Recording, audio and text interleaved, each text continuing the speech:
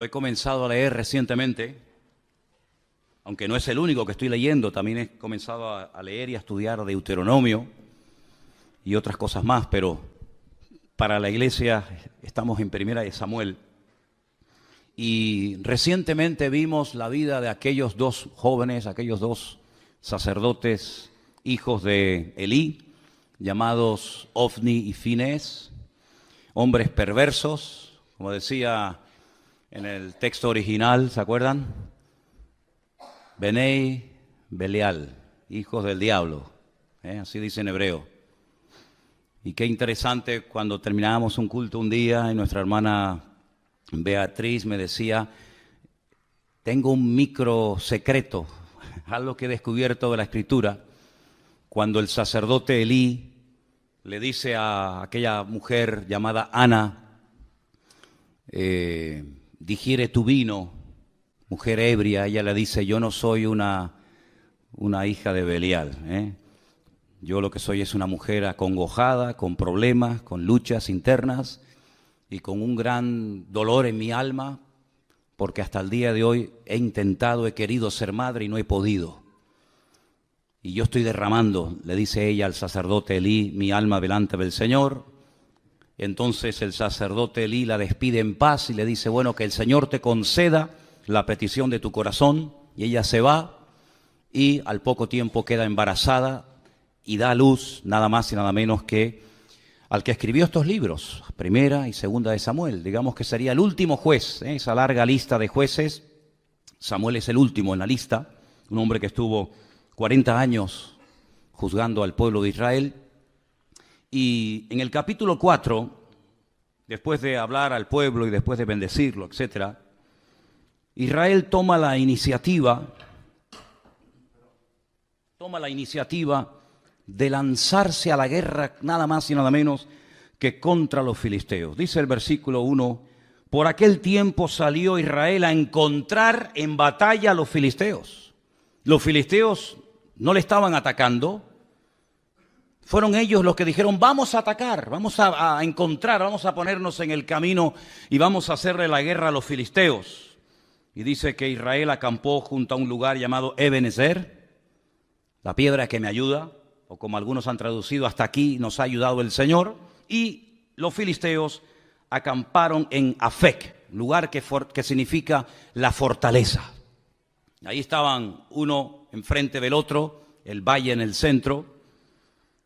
Y es terrible porque dice que los filisteos vencieron a Israel. Miren lo que dice el versículo 2. Los filisteos presentaron la batalla a Israel y trabándose el combate, Israel, el pueblo de Dios, fue vencido. Y dice que huyeron de la batalla y en aquel día murieron como 4,000. 4,000 personas. Ahora, yo no sé quién se encargaba de contar a los muertos, pero contar 4,000 cadáveres tiene que ser un trabajo tremendo, ¿no? Pero es que no solamente murieron 4,000, después vamos a ver que murieron muchos más. Y la cuestión está, ¿cómo es posible que el pueblo de Israel, que en aquel momento era el pueblo escogido por el Señor, perdieran una batalla frente a enemigos como los filisteos, que eran paganos, eran idólatras? Su dios principal era Dagón, tenía la forma de un pez, como si fuera una sirena, aunque tenía cara de hombre. ¿Cómo es posible que perdieran frente a un enemigo tan malo y tan perverso como los filisteos, el pueblo de Dios? Bueno, en primer lugar vemos que el Señor no le dijo en esta ocasión a Israel que fueran a pelear contra los filisteos ni contra nadie. Y eso es algo muy importante, es algo que hay que tener en cuenta, ¿saben? No se meta donde Dios no lo llama, hermano. No empiece a meterse en cosas, ahora voy a hacer esto, ahora voy a hacer aquello, sin tener instrucciones específicas de parte del Señor. Porque vas en tu nombre, vas por impulso, vas en la carne, y eso a la larga te pasa factura. ¿Quién le dice a Israel, váyanse a la guerra y peleen contra los filisteos? Nadie. No es como en otras ocasiones que Dios habla y Dios revela su plan y su propósito al pueblo, sino que en esta ocasión Israel dice, vamos a pelear. En un golpe de impulsividad o de emoción, vamos a pelear contra los filisteos, que era una nación, que era un pueblo que estaba en la costa mediterránea, tremendamente poderoso, y se metieron en una batalla sin prepararse espiritualmente. Si no solamente no tienen una palabra específica del Señor, sino que no están preparados espiritualmente. Es más, si uno analiza el estado espiritual de Israel en aquel tiempo, no era el mejor, sino más bien todo lo contrario, era cuando peor estaban. Fíjense cómo estaba el liderazgo. Ofni y Fines, sacerdotes perversos, corruptos, que violaban a las mujeres en la puerta del tabernáculo en Silo. Personas que abusaban de su puesto como sacerdotes, quitándole a la gente ofrendas a la fuerza. El pueblo estaba en un momento terrible. No había comunión, no había relación con el Señor. El único del cual habla bien el Señor en aquel tiempo era de Samuel. Pero del pueblo, el pueblo estaba fatal. Y cuando una persona no está bien espiritualmente, ¿cómo se le ocurre meterse en batallas y meterse en terrenos donde para meterte, primero Dios te tiene que decir, métete. Y segundo, Dios te tiene que preparar espiritualmente para que no caigas herido y hagas el ridículo. Y encima, en tu mala decisión, puedas arrastrar a otras personas. Miren cómo murieron en el primer encuentro, en el primer encontronazo, 4.000 hombres. El título del mensaje de hoy es Decisiones equivocadas. Decisiones equivocadas pueden llevarnos a la ruina, a nosotros y a países enteros y a iglesias enteras y a familias enteras. Y lo que me llama la atención es que se sorprenden, encima se sorprenden porque han perdido. Miren, por ejemplo, lo que dice el versículo 3. Cuando volvió el pueblo al campamento, los ancianos de Israel dijeron, ¿por qué nos ha herido hoy el Señor delante de los filisteos? Mientras yo leía esta mañana esta porción, esta pregunta más bien, ¿por qué? ¿Por qué nos ha herido el Señor? ¿Por qué los filisteos hoy nos han ganado? Me venía a la mente, pero así, otro hombre de Dios que un día cuando perdió una batalla le hizo la misma pregunta al Señor. ¿Por qué hemos perdido hoy la batalla? Déjenme que les lea un versículo. Preste atención. Josué rompió sus vestidos y se postró en tierra sobre su rostro delante del arca del Señor hasta caer la tarde. Y los ancianos de Israel echaron polvo sobre sus cabezas. Y Josué le dijo al Señor, ¿por qué nos ha vencido hoy el enemigo? La misma pregunta, ¿por qué nos ha sucedido esta tragedia hoy en Israel? ¿Por qué nos has entregado en las manos de los amorreos para que nos destruyan? Ay, Señor, ¿qué le diré? ¿Qué dirán que Israel ha vuelto sus espaldas delante de los enemigos? Porque los cananeos y los moradores de esta tierra oirán y nos van a rodear y borrarán nuestro nombre sobre la faz de la tierra. Y entonces, ¿qué harás tú con tu gran nombre? Pero espérense, la diferencia entre la pregunta que le hace el pueblo de Israel al Señor en 1 Samuel 4 y la pregunta que hace en Josué capítulo 7, Josué al Señor, es muy diferente, porque unos no esperan que Dios responda.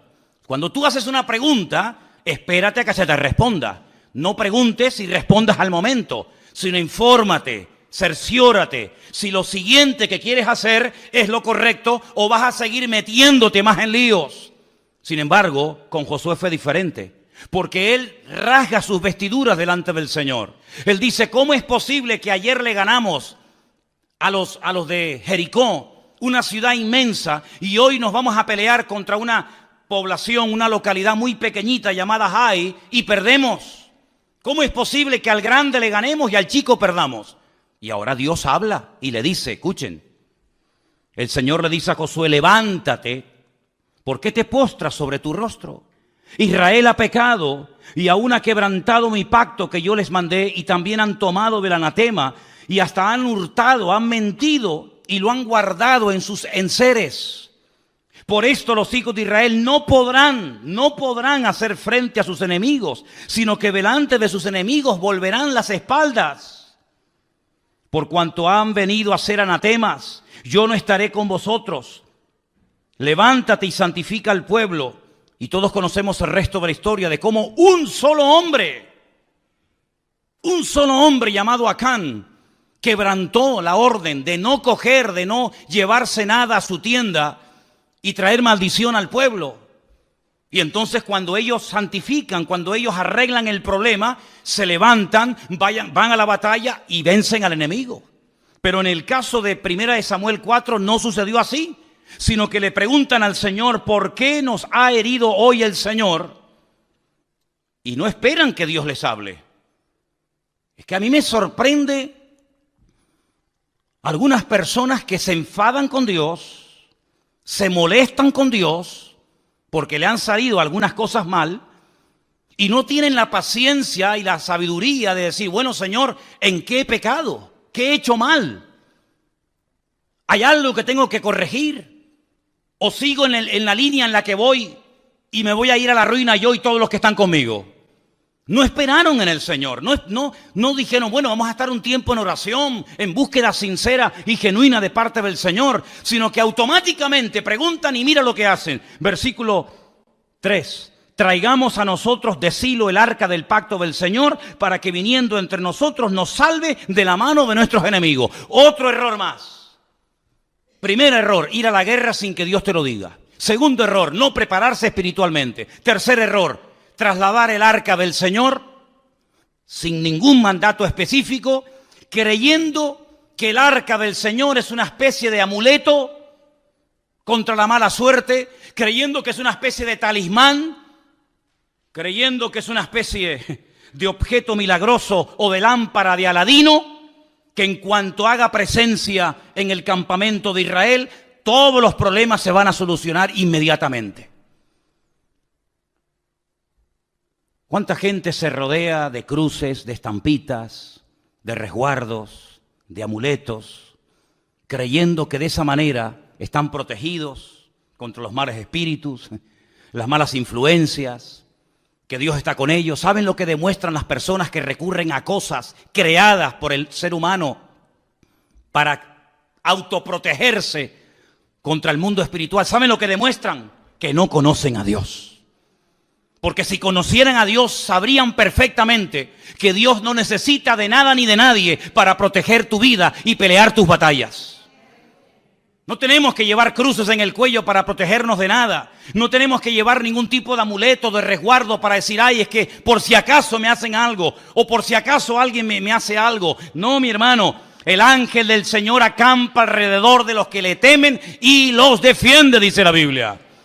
Y decía el rey David, y de esto sabía mucho, y aunque un ejército acampe contra mí, no temerá mi corazón, porque el Señor es mi luz y mi salvación. Bendito sea Dios. Ellos dijeron, no, traigamos el arca. No importa si estamos en pecado, no importa. No importa si nos llevamos mal los unos contra los otros. No importa si la santidad ya es la asignatura pendiente. No importa si estamos bien o mal. Traigamos el arca, que al fin y al cabo no cuesta nada traer un mueble, trasladarlo de un sitio a otro, y el arca por sí misma nos defenderá contra el enemigo. Pero el arca no fue diseñada ni creada por el Señor para tales objetivos. El arca era, digamos, un mueble. Tenemos ahí en la entrada una especie de réplica, ahí tenéis una fotografía de cómo podía ser el arca en aquellos tiempos. En su interior, en esta caja, en este cajón de madera de acacia forrado de oro por dentro y por fuera, se guardaba un poco de maná para recordarle al pueblo de Israel que Dios había suplido milagrosamente durante muchos años el alimento en el desierto. Se guardaban las tablas de los 10 mandamientos, las que rompió Moisés la primera vez y la segunda que estaban intactas en su interior. Y también la vara de Aarón también se guardaba cerca de este arca. Era un mueble de oro. Arriba pueden ver en la parte de arriba, entre las alas de los querubines, estaba lo que llamaban el propiciatorio, y era el lugar en donde entraba el sumo sacerdote una vez al año y derramaba la sangre de un sacrificio que previamente había hecho en la entrada, y allí oraba y allí intercedía para que Dios protegiera al pueblo de Israel durante un año más, hasta el próximo día de Yom Kippur, el día del perdón. Tremendo. Parece que el pueblo de Israel no termina de aprender la lección. No es la primera vez que recurren a un objeto creado, no es la primera vez que recurren a un objeto depositando su fe en el objeto más que en el Dios del objeto. Ya lo habían hecho en el monte Sinaí, ¿se acuerdan? Cuando dice la Biblia que según ellos, Moisés tardaba mucho. No sabían qué había ocurrido con el varón de Dios. Y entonces dijeron, mira, como no sabemos lo que ha pasado con este hombre, si está vivo, si está muerto, si vendrá o no vendrá más, vamos a hacernos unos dioses que nos vuelva otra vez a llevar por el desierto y volvamos otra vez a Egipto. Y dice la Biblia que Aarón, el hermano de Moisés, le pidió a la gente que les diera zarcillos y pendientes de objetos de oro, y lo fundieron y le dieron forma, y dice que hicieron un becerro de oro. Y entonces le dijeron, este es el Dios que te sacó de Egipto. Y cuando Moisés baja de la montaña se encuentra aquel espectáculo vergonzoso y les dice, ¿qué habéis hecho? Y Aarón, tratando de justificar lo injustificable, les dice, no sé, yo cogí el oro, lo eché en el fuego y salió esto. Así dice, léanlo. Yo eché el oro y de repente, no sé, ¡pum!, apareció así de la nada este becerro de oro. Y Moisés se indigna y rompe las tablas de los 10 mandamientos y tiene que otra vez volver a subir a la montaña, porque ellos lo que querían era tocar, ellos lo que querían era ver a ese Dios, que no era ese Dios ni mucho menos, ¿verdad? Ya también lo hicieron en la época de Gedeón. No sé si se acuerdan ustedes que Gedeón hizo un efod, que al final terminaron adorándolo. No sé si recuerdan la historia de cuando Moisés peca por murmuración en el desierto y mueren miles de personas. Y el Señor le dice que haga una serpiente de bronce y que la clave en un asta para que la gente cuando la mire, detrás de todo esto hay una explicación extraordinaria. Y dice que aquella serpiente de bronce en los tiempos de los reyes le presentaban incienso y fue objeto de adoración hasta que tuvieron que despedazarla. Y así el hombre tiene siempre como una tendencia a agarrarse a cosas. Y alguien dijo que potencialmente todos los seres humanos tenemos tendencia a la idolatría. Parece mentira. Hay gente que dice, no, yo no adoro a nadie, sí, pero luego pero tus hijos los adoras, ¿verdad? O adoras tu casa, o adoras tu trabajo, tu coche, o tus pertenencias. El hombre siempre está tratando de tener algo a lo cual agarrarse y de poder ver, de poder. Sin embargo, nos olvidamos de aquella palabra tremenda en el Evangelio según San Juan, capítulo 4, cuando el Señor Jesucristo dice que Dios es espíritu. Y los que quieran adorar a ese Dios de espíritu tienen que hacerlo en espíritu y en verdad. Y la palabra del Señor nos enseña que nuestro Dios no se puede hacer, no se puede medir, no se puede pensar, porque nuestro Dios es, primero, inmortal. Segundo, infinito. Dígalo conmigo. Tercero, inmutable. Cuarto, inalterable. Quinto, incomparable. Sexto, inigualable. Séptimo, inescrutable. Y así podríamos estar toda la noche enumerando características de nuestro Dios. Y nuestro Dios prohíbe que se le hagan a Él figuras de oro, de plata, de piedra, de bronce o de lo que sea, sino que al Señor tu Dios adorarás y a Él solo servirás, sin darle ningún tipo de forma, sin darle ningún tipo de medida, sino que nuestro Dios es espíritu y por eso Él ha puesto su espíritu en nosotros para que podamos comunicarnos con Él por la fe y no por vista. ¿Cuántos dicen amén? Pero Israel cayó en la torpeza de creer que porque venía el arca al campamento, lo cual trajo aparentemente mucho júbilo y mucho grito, pero solamente fue eso. Mucho grito, nada más. Hay algunas iglesias que a veces dicen, demos un grito de júbilo. Y después del grito de júbilo, ¿qué queda? Porque aquí gritaron, y dice que gritaron tanto que el enemigo se asustó. Y dice que gritaron de tal manera y con tal volumen que dice que la tierra tembló. Pero no hubo cambios en el mundo espiritual, era todo emoción. Es como cuando dice la Biblia que aquellos huesos comenzaron a unirse el uno al otro y lo único que había era ruido, mucho jaleo, pero no había espíritu, no había presencia divina en lo que estaba ocurriendo en aquel lugar. Y en todas nuestras acciones, en todo lo que hagamos, pensemos o planeemos, no solamente tenemos que buscar la expectativa, el ruido, la apariencia, sino tener el aval y el respaldo divino de que Dios está detrás de la obra o de la palabra o de la acción que estoy haciendo. ¿Cuántos dicen amén? El mismo Señor Jesucristo dice, lo que yo digo y lo que yo hago, no lo hago por mi propia cuenta, sino que hago y digo lo que el Padre me autoriza y me ordena que haga y que diga. Es un sometimiento total y absoluto a la voluntad divina, en palabras y en acciones, pero en estos nada que ver. Se quejan porque Dios nos ha abandonado, porque el enemigo se ceba con nosotros, pero escuchen, si vamos un poquito más adelante, por ejemplo, al versículo 10, cuando ellos ya se creen fuertes porque ya tienen el arca de la alianza entre ellos, dice, pelearon pues los filisteos, y otra vez dice, terrible, Israel fue vencido. Ya es la segunda vez.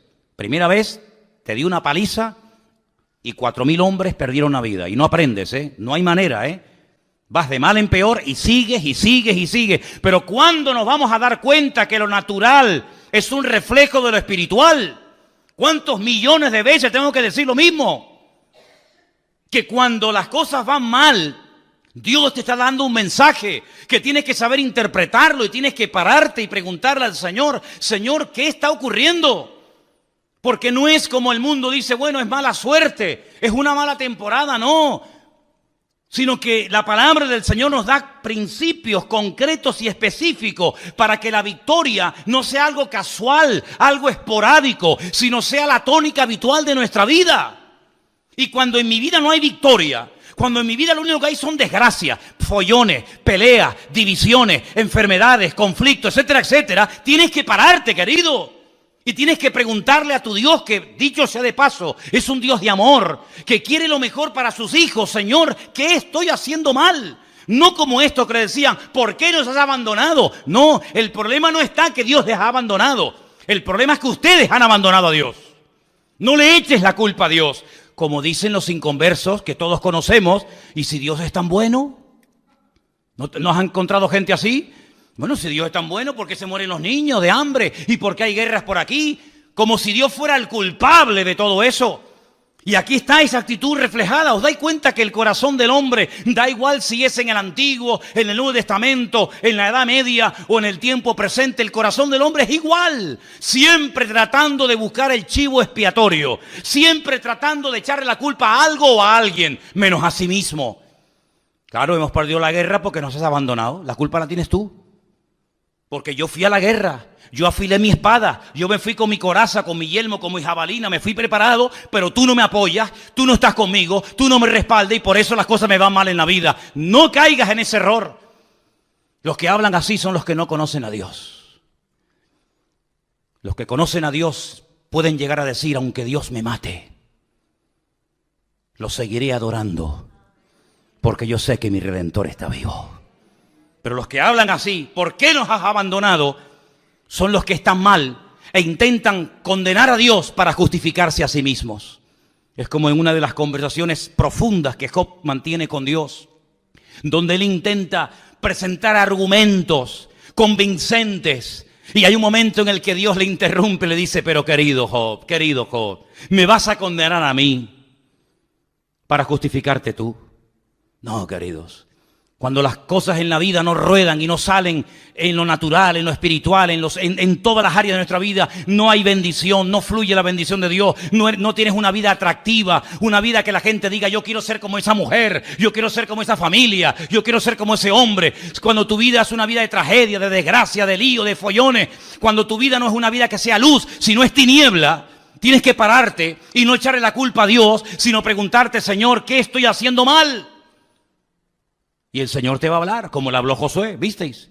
Y le dijo, no, es que el problema es que hay pecado y Dios no se puede mover y su gloria queda detenida cuando hay pecado y desorden en el pueblo. A mí me sorprende que siga lloviendo.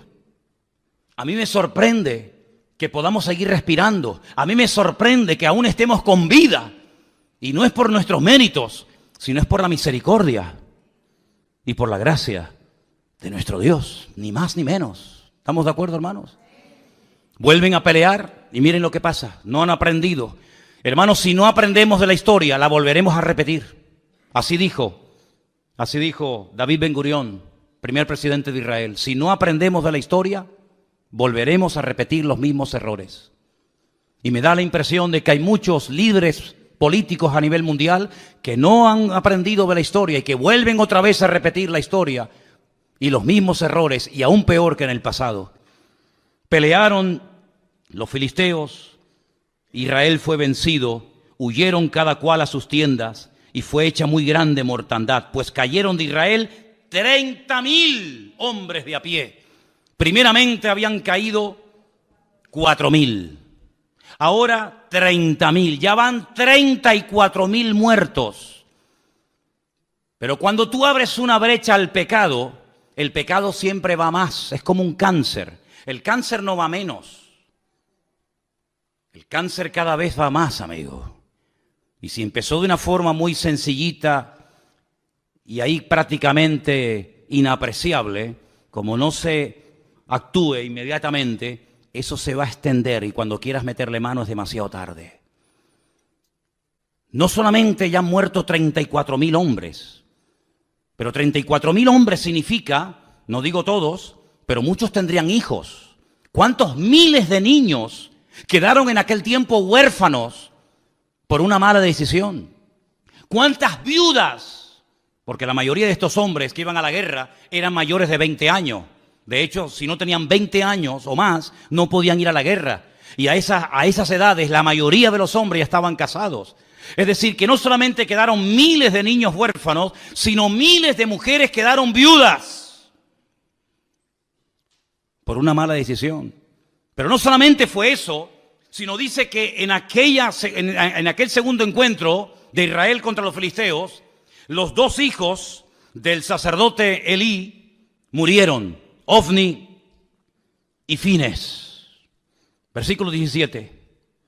El mensajero dijo: Israel huyó delante de los filisteos y también fue hecha gran mortandad en el pueblo, y también tus dos hijos, Ofni y Fines, fueron muertos, y el arca de Dios ha sido tomada.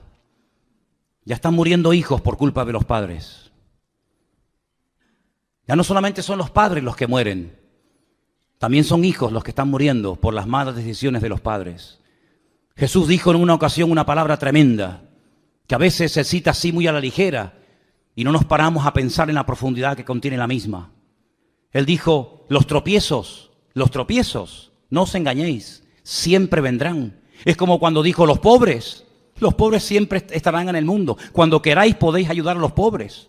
Siglo XIX, siglo XX, siempre habrá pobres, siempre habrá miseria, siempre habrá desigualdades, ¿verdad? Ricos, pobres, los que estén bien, los que estén abajo. Y él dijo: tropiezos, problemas y dificultades siempre vendrán, pero ay de aquel que me haga tropezar a uno de mis hijos y a uno de mis pequeños. Porque mejor le fuera haberse atado una piedra de molino al cuello y echarse a la mar que haber hecho tropezar a uno de estos pequeños.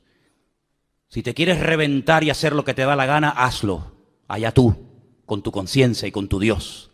Pero ten cuidado que en tu locura arrastres a tus hijos y el día de mañana te pese en el alma y en el corazón haberlos tenido del tingo al tango, ahora aquí y mañana allá, y al final ni comes ni dejas comer a tus hijos. Ten mucho cuidado, porque por la locura de esta gente, no solamente niños quedaron viudos, no solamente huérfanos, no solamente mujeres quedaron viudas, sino que ahora también están comenzando a morir hijos.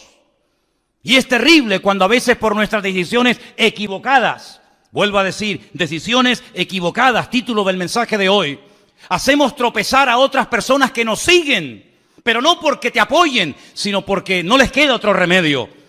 Pero no te olvides que el que te siga a la fuerza algún día te abandonará, porque los que nos tienen que seguir a nosotros no es por la fuerza, no es por la presión, sino es por la convicción. También seguían a Saúl, pero dice que le seguían temblando de miedo. Pero sin embargo dice que había muchos que seguían a David desarmados, pero porque tenían una confianza tremenda en su líder, porque sabían que era el hombre más cerca del corazón de Dios. ¿Te das cuenta? 34.000 muertos, miles de niños huérfanos, miles de viudas solas, los hijos del sacerdote muertos.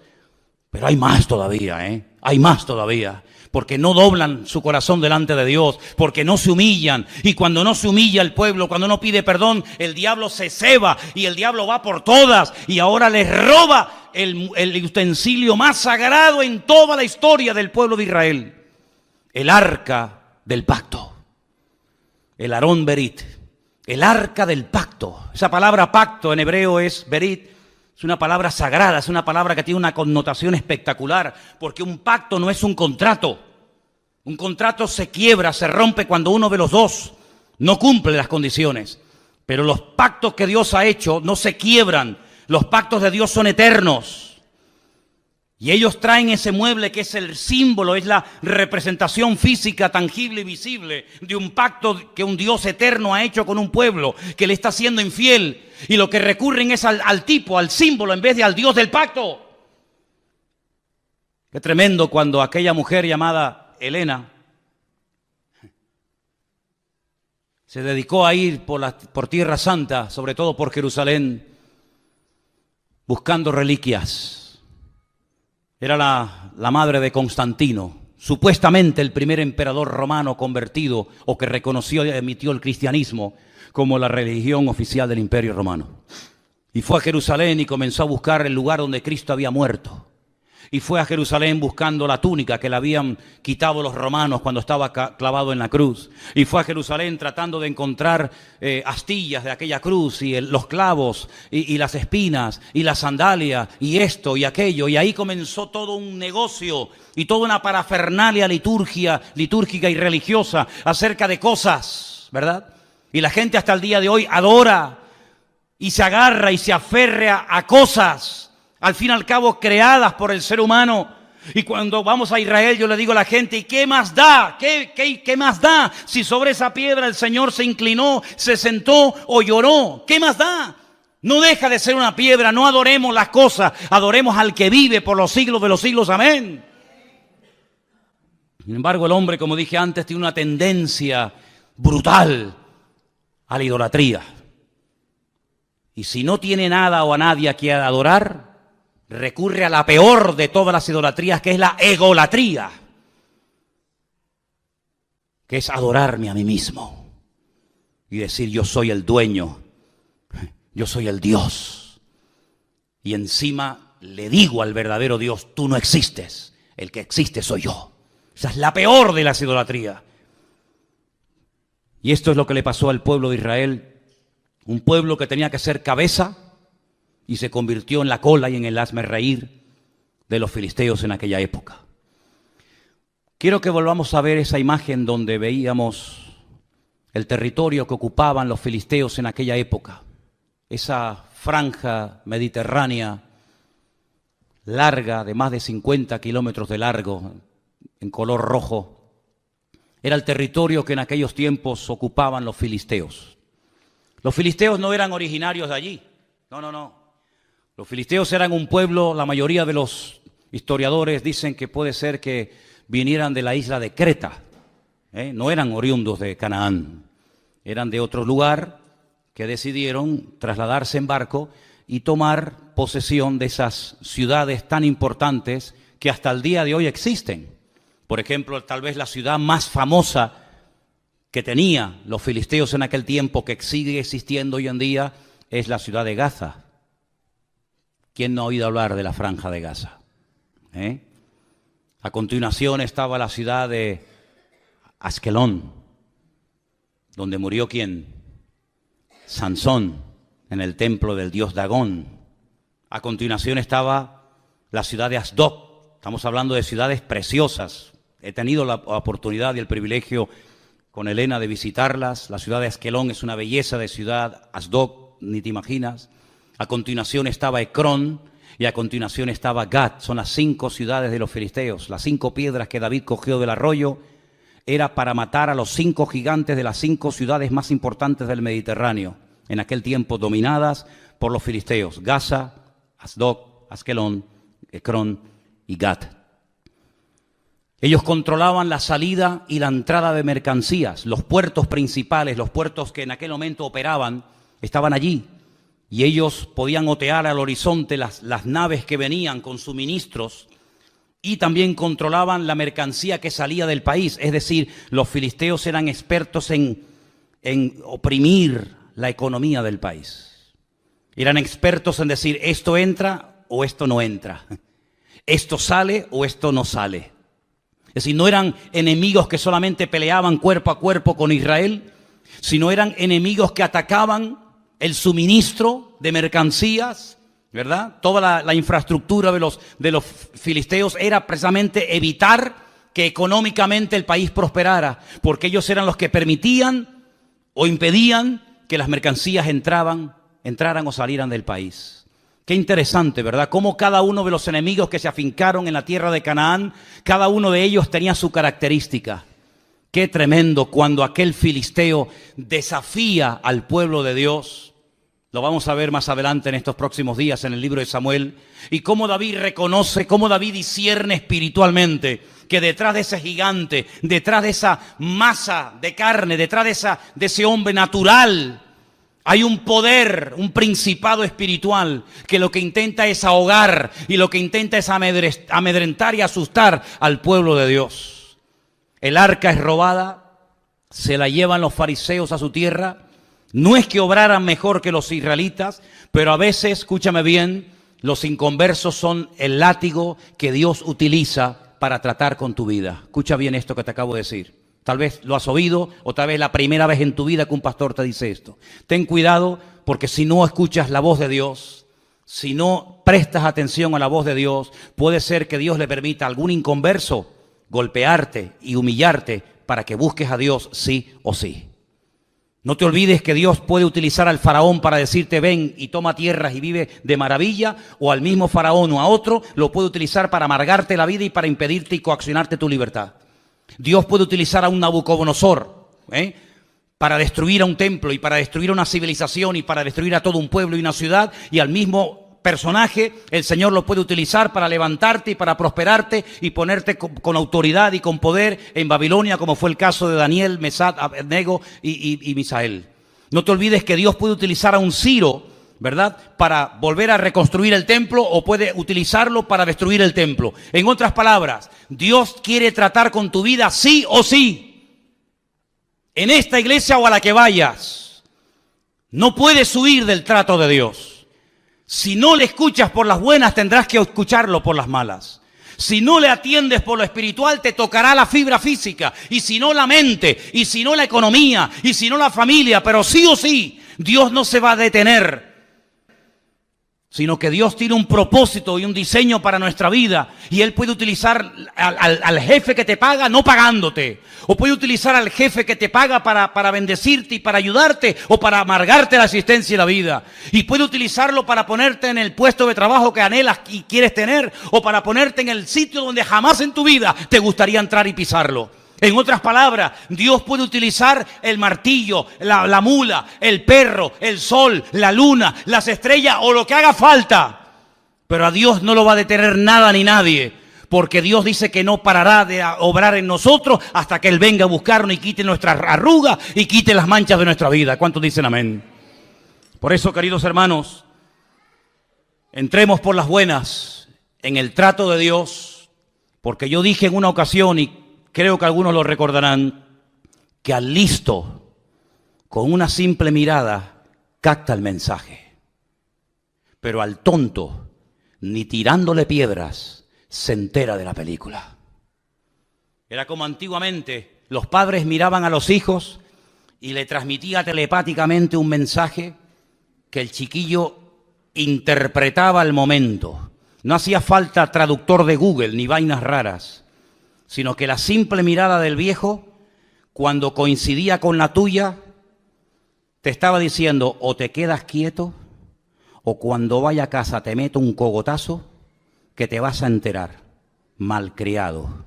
Todo eso te lo decía con la mirada. Hoy en día te manda WhatsApp, abre una página de Facebook tu viejo, te manda todo lo que quiera y no te enteras. Vamos a leer algunos versículos interesantes. Proverbios 3, del 31 en adelante. Proverbios capítulo 3, si me los ponen casi mejor. 31 al 33, perfecto. Proverbios 3, del 31 al 33. No envidies al hombre injusto. ¿Conoces a alguien que se porta injustamente contigo?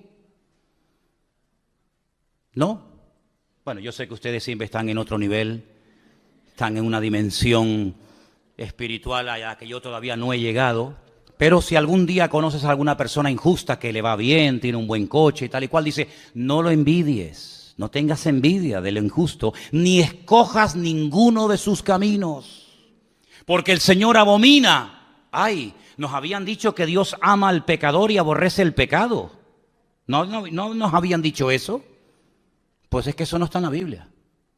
No, hermano. La Biblia dice que Dios ama al pecador, pero aborrece el pecado. ¿Y dónde está eso? Eso no es en la Biblia. Eso se lo inventaron yo no sé quién. Yo lo que leo es que Dios abomina al perverso. ¿Cómo va a amar Dios a un violador de niños? Tendrá que arrepentirse de su pecado para cambiarlo y para hacer algo en su vida. Pero mientras no se arrepienta, el violador, el asesino, el ladrón, el injusto, etcétera, etcétera, dice Dios lo abomina. Abomina al perverso. Pero su comunión íntima, ¿con quién es? Con los justos. Y el 33, porque la maldición de Dios, ay amigo, ahora se va a dar cuenta porque hay gente que está así. Porque la maldición de Dios es real, es tan real como la bendición de Dios, igual. La maldición de Dios, ¿dónde está? En la casa del impío, de los que le han dado la espalda a Dios. Pero Él bendecirá la morada, la casa de los justos. Así es lo que dice la palabra. Salmo 37. 1 y 2, un salmo que le gusta mucho a Miriam. Salmo 37, 1 y 2, es precioso. No te impacientes a causa de los malignos. Otra vez la envidia. Ni tengas envidia de los que hacen iniquidad. Porque como hierba serán pronto cortados y como hierba verde se secarán. ¿Cuántos dicen amén? Y el último. Segunda de Pedro, capítulo 2, del 20 al 22. Dice así la palabra. Ciertamente, y esto es muy fuerte, esta palabra que voy a leer esta noche. Espero que no haya nadie que esté viviendo en este terreno. Porque mira lo que dice el Señor. Si habiéndose ellos, está hablando de gente que conoció, gente que tuvo un encuentro con el Evangelio. Si ellos, habiendo escapado de las contaminaciones del mundo. ¿Y cómo escaparon del sistema de valores del mundo? Como dice ahí, de las contaminaciones del mundo. ¿Cómo lo hicieron? Por el conocimiento del Señor y Salvador Jesucristo. Así escaparon de ese mundo. No por fuerza de voluntad. No porque dijeron, bueno, yo me voy a proponer no juntarme con gente mala, voy a intentar cambiar. No es por ese sistema. Sino que hay gente que escapó, logró salir de las contaminaciones del mundo por el conocimiento del Señor y Salvador Jesucristo. Eso está bien claro, ¿sí o no? ¿Sí o no? Dice, enredándose otra vez en ellas, son vencidos, claro. Su postrer estado viene a ser peor que el primero. Porque mejor les hubiera sido no haber conocido el camino de justicia, que después de haberle conocido, volverse atrás del santo mandamiento que les fue dado. Pero les ha acontecido lo del verdadero proverbio, que el perro vuelve al vómito y la puerca lavada a revolcarse en el cieno. Ay, amigo, más claro agua, ¿eh? Aunque usted no lea esto en hebreo, ni en arameo, ni en griego, usted lo entiende perfectamente. Yo tengo que decir como pastor, y me gustaría decir todo lo contrario, pero mentiría si lo hiciera, que nunca he conocido a nadie que se haya apartado de los caminos del Señor, que su vida haya sido una maravilla. Si así fuera, más de uno se vería tentado a decir, oye, separándome del Señor, vivo mejor. Pero es que no hay ni la más mínima tentación en los que hemos nacido de nuevo. No tenemos ni la más mínima tentación de separarnos, de dejar a Dios, de darle las espaldas. ¿Saben por qué? Porque no hay ni una sola persona, se llame quien se llame y viva donde viva, que habiendo conocido al Evangelio y al Señor, apartándose de Él, la vida de fuera mejor. Sino que el Señor los compara con un perro que vomita y se vuelve a comer lo vomitado. Y si lo compara con un cerdo que lo lava y en cuanto encuentra basura, se vuelve a revolcar en él. Y dice, y el postrer estado es peor que al principio. Hermano, si usted no entiende esto, yo ya no sé cómo decírselo. En otras palabras, este pueblo quiere arreglar externamente lo que solamente se puede arreglar internamente. Mira, no le estés regalando tantas flores a tu mujer y después la estás engañando con otra. ¿Me entendiste? Toma, mi amor, un ramito de flores. Es que yo no quiero flores, yo quiero tu corazón. Yo quiero tu fidelidad. Mira, te voy a llevar esta noche a cenar. Métete la cena por donde te quepa. Le diría alguna. Yo no quiero que me des cena. Yo lo que quiero es que estés más tiempo en casa con tu mujer y con tus hijos. Así era Israel. No se arrepienten, no buscan de Dios, no viven en santidad, no ponen sus vidas en orden, pero tráiganos el arca, que trayéndonos el mueble se arregla todo. Es como aquellos que dicen, no, yo tengo una Biblia y te enseñan una Biblia así. ¿Y para qué la quieres? Y el crucifijo, y el rosario, y tantas cosas externas, que lo único que hacen es dar una pincelada de cristianismo, pero tu corazón está lejos. Como decía el Señor, aquellos fariseos de la época, con su boca me adoran, pero su corazón está lejos de mí. Y su temor de Dios no es más que puro mandamiento aprendido de memoria, de padres a hijos, de generación en generación. El Señor, que lo que busca, señales externas, o que verdaderamente cambiemos y hagamos frutos dignos de arrepentimiento. ¿Qué les parece, hermanos? Pues eso es lo que buscaba el Señor en este pueblo en aquel tiempo, y lamentablemente no lo encontró. Quiero terminar contándoles una historia real de un hombre que era científico y viendo cómo estaba el mundo tan deteriorado, tan